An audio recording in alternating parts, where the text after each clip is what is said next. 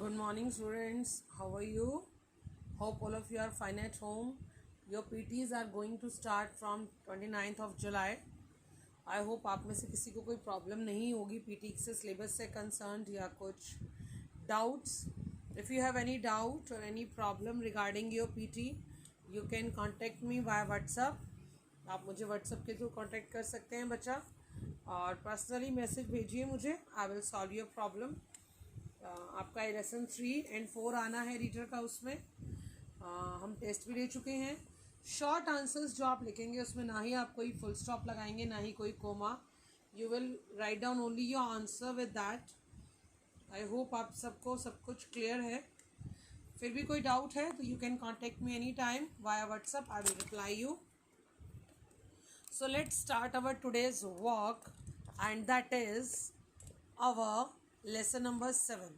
As I told you, मैंने आपको बताया ना सितंबर में आपके SA2 एग्ज़ाम्स भी होने. सो हमें उसके लिए सिलेबस ख़त्म भी करना है सो दैट कि हम रिवीजन भी कर सकें. इसलिए हम ये जो 2 days हैं इनको वेस्ट नहीं करेंगे. अपना रीडर का 7 और 8 चैप्टर कंप्लीट कर लेंगे. 7 आज और 8 कल. ओके बेटा, सो दैट हमारी रिवीजन भी टाइम पे स्टार्ट हो जाए for SA2. Let's start our chapter. Lesson number 7, the bird and the monkey. It's a story of a bird and monkey. What is the story? Let's read that. आपको reading मेरे साथ साथ करनी है. I already told you कि reading का कोई भी पैराग्राफ किसी भी रोल नंबर की टर्न में आ सकता है. You have to make a video of that and send it to me when I ask. जब मैं कहूँगी आपको तो आपको वीडियो बनाकर भेजना है and 10 marks will be awarded to you for that video.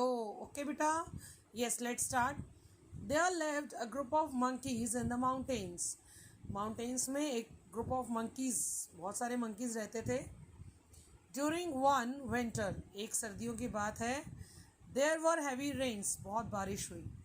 Drenched in rain means बिल्कुल गीला हो गया सब कुछ, बहुत भीग गया सब, पानी पानी हो गया. They begin to shiver in the cold. They कौन?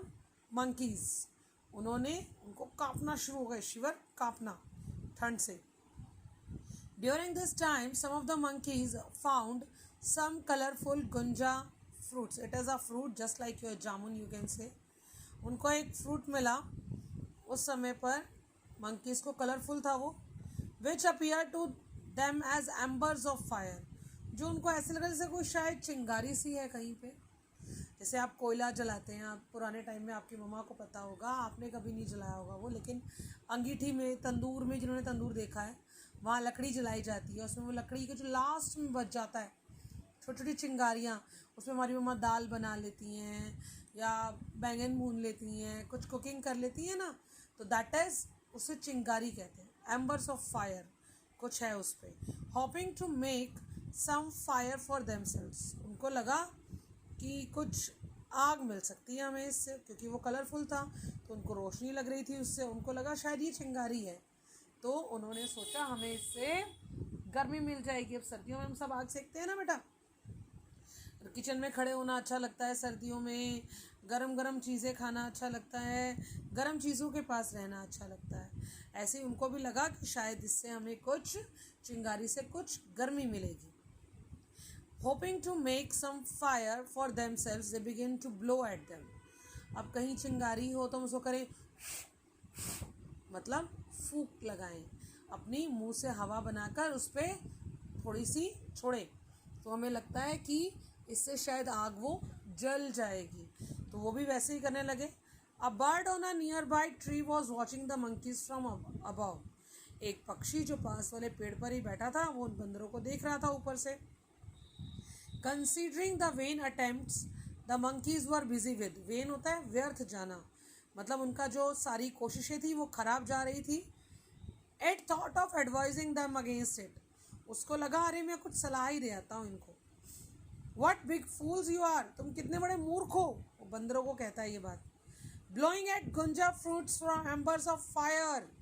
तुम गुंजा फ्रूट को एक चिंगारी की तरह सोच रहे हो, चिंगारी नहीं है वो. You will never be able to make any fire out of them. उससे आप कभी भी आग नहीं जला पाएंगे. What you are doing is a waste of time. आप जो कुछ भी कर रहे हैं वो वेस्टेज ऑफ टाइम है. These fruits will not help you to protect yourself from the cold. ये फ्रूट्स तुम्हारी किसी भी तरह से सहायता नहीं कर सकते हैं ठंड से बचाने में. Go and find some shelter instead. जाओ और कुछ आश्रय ढूंढो, मतलब कहीं पे ये ढूंढो कि तुम भीगो नहीं. You may find a cave or a burrow where you will be protected from rains. जाओ कहीं कोई गुफा या कोई बिल ऐसा ढूंढो जहाँ तुम अपने आप को इस बारिश से बचा पाओ. एंड द कोल्ड विंड्स, और ठंडी हवाओं से. Monkeys did not like his advice. बंदरों को उसकी सलाह पसंद ही नहीं आई. One of the old monkeys said, उनमें से एक बुजुर्ग बंदर ने कहा, गो फूल, मूर्ख, जाओ. योर सेल्फ, अपने आप को मूर्ख बनाओ. Why are you interfering in our task. तुम हमारे काम में क्यों इंटरफेयर कर रहे हो. बट द बर्ड डिसएग्रीड, लेकिन वो पक्षी इस बात से सहमत नहीं हुआ. Not heading what the old monkey had said. उसने सुना ही नहीं कि बूढ़े बुजुर्ग उस बंदर ने मुझे क्या कहा है. It flew down from the tree, वो पेड़ से भी नीचे उतर के आ गया उड़ के. And persisted that the monkeys stopped that they were doing. और monkeys रुक जाएं, वो काम नहीं करे जो वो कर रहे थे. The monkeys ignored his chatter. बंदरों ने उसकी आवाज़ इग्नोर करी, मतलब बेपरवाह हो गए वो. But the bird refuse to stop, लेकिन पक्षी फिर भी रुकने को तैयार नहीं था. In order to convince the monkeys, बंदरों को बार बार मनाने के लिए, the bird came close to explain that their efforts were useless. पक्षी उनके थोड़ा और पास आ गया, उनको ये बताने के लिए कि तुम्हारी जो मेहनत है वो बेकार है. Already frustrated bye there when efforts, वो पहले ही परेशान थे कि वो इधर से कोशिश कर रहे हैं, फिर भी उस एम्बर्स ऑफ फायर में, मतलब चिंगारी में आग नहीं लग रही. द मंकीज बिकेम फ्यूरियस, बंदर गुस्से में आ गए. One of the monkey cot hold of the bird, उनमें से एक बंदर ने पक्षी को पकड़ा and smashed it against the ground, और उसको ज़मीन पर रगड़ दिया. The bird was severely bounded, पक्षी जो था वो बहुत बुरी तरह जख्मी हो गया. द वाइज इंडीड से, इसीलिए वास्तव में बुद्धिमान लोग कहते हैं, never give advice unless you are asked for it.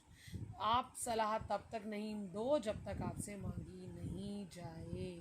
मतलब बिन मांगे सलाह देने वाला इंसान भी पछताता है. अब ये देखो, ये हमारे क्या हैं, word meaning. All of you know it very well.